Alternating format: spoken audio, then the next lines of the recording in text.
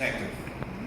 A couple of days ago, the organization that I'm affiliated with, discoveryforjustice.org, we just did a press conference in front of 198 East 161st Street in regards to Khalif Browder.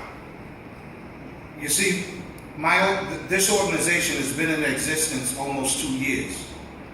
And since those 2 years, we've been fighting to get this law 240, which you just heard the person before me speaking about. This stupid law, Criminal Procedure 240, which gives the district attorney the right to withhold evidence when someone is arrested. I'm here to tell you, I joined the police department back in 1984. I retired in 2004. I was a member of two organizations, the 100 Blacks in Law Enforcement Who Care and the National Latino Officers Association. Both of those organizations fought against the injustice that the NYPD was inflicting on our neighborhoods and continue to this day. They gave us a hard way to go.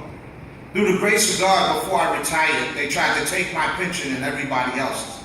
Even Brooklyn Borough President, current Brooklyn Borough President, Eric Adams. This is how the police department tried to more or less scare us to not fight for justice for people in our communities. This stupid law, like I said, that gives the district attorney the right to withhold the evidence, just like the person said before me, up until the first witness takes the stand. But when a person is sitting in jail, because for instance, the Bronx is notorious out of all 5 boroughs, number one. You get arrested in the Bronx, before your case comes up, it's about 1.5 to 2 years for you to see a judge. During that time, this district attorney is sitting on this evidence. And I didn't notice myself, but the defense counsel is doing his or her damnedest to get that evidence, but they hide behind this law 240. I'm here to tell you, not even a judge sitting on the bench can tell a district attorney, turn over that evidence.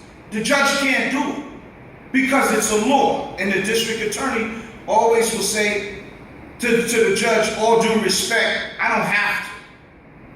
This has been going on for 50 years. I've never been in jail, but I locked up a lot of people.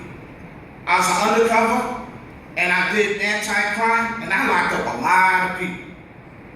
And I'm telling you, so I never did a day in jail. And I couldn't do a day in jail. Because 1 minute is an eternity. Exactly. All right? So, and I'm speaking from experience because I never did it. I got a brother in there that's doing 25, and I had a couple of brothers that have done some time. But what I'm also here to enlighten you is when a person gets arrested, the district attorney has all the evidence. Or 90% of the evidence is given to the DA or the assistant district attorney. 90% is given within 2 days. If it's a homicide, yeah, and more evidence is coming later on because it takes a while to investigate a homicide because you got to get witnesses and so forth. But I'm here to tell you in Khalif Browder's case, you had cops that stopped him on his way home from coming from a party with his friend. I'm not knocking any nationality. The complaining witness was a Mexican descent, all right? He couldn't even say when the crime took place. I don't know if he was intoxicated or not, but I've had intoxicated complainants. Not saying that people that are intoxicated are not telling the truth.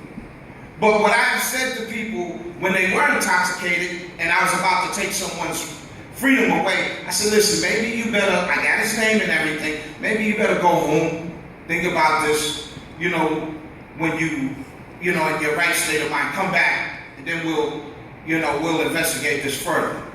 Because the worst thing you could do is take someone's freedom, all right? And like I said, cops, I can't get too mad at the cops that did this for the simple fact that any one of us can walk out of here right now in a uniform, and if one of us told a uniformed cop that a person robbed me 6 months ago, that cop has to make that arrest because the cop can't be judge, jury, and executioner right then and there. But in this particular case, the district attorney had a very weak case, where I don't think bail should have even been set in a case like this. Young man was in school, Might have a few scraps with the law, but nothing serious. What we need from you folks is, with this organization, discoveryforjustice.org, we have meetings every Tuesday at 1870 Katona Avenue. Please come. We've been trying to put pressure on our elected officials to change this stupid law.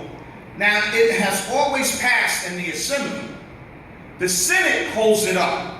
It's controlled now by Republicans. They hold it up.